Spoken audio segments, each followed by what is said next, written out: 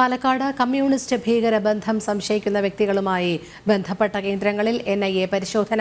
ഇസ്മായിൽ എന്നയാളുടെ പാലക്കാട് യാക്കരയിലെ വീട്ടിലായിരുന്നു NIA പരിശോധന.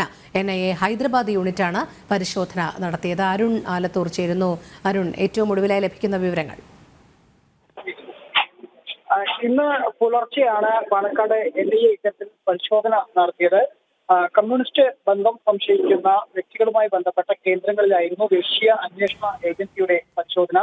ഇസ്മായിൽ എന്നയാളുടെ പാലക്കാട് യാക്കരയിലെ മുറിയിൽ ഉൾപ്പെടെയാണ് പരിശോധന നടത്തിയത്. NIAയുടെ ഹൈദരാബാദ് യൂണിറ്റ് എത്തിയാണ് പരിശോധന നടത്തിയത്. ഹൈദരാബാദിലെ വിവിധ കേന്ദ്രങ്ങളിലും NIA റെയ്ഡുകൾ ഇന്ന് രാവിലെ മുതൽ തന്നെ നടക്കുന്നുണ്ട്. ഹൈദരാബാദിൽ ദേശീയ അന്വേഷണ ഏജൻസി വ്യാപകമായ പരിശോധനയാണ് ഈ മാവോയിസ്റ്റ് ബന്ധം സംശയിക്കുന്നവരുടെ ഇടങ്ങളിൽ ഇന്ന് രാവിലെ മുതൽ തന്നെ നടത്തിയിട്ടുള്ളത്.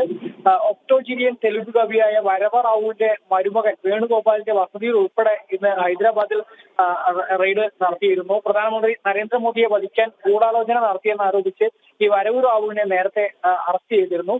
അതായത് ഹൈദരാബാദ് നഗരത്തിലെ ഹിമായത്ത് നഗർ, LB നഗർ മേഖലകളിലൊക്കെ തെരച്ചിൽ നടക്കുന്നുണ്ട്.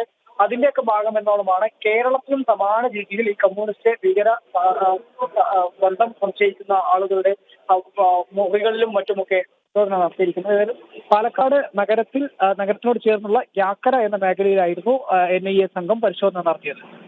ശരി, അരുണാണ് പാലക്കാട് നിന്നും വിവരങ്ങൾ നൽകിയത്.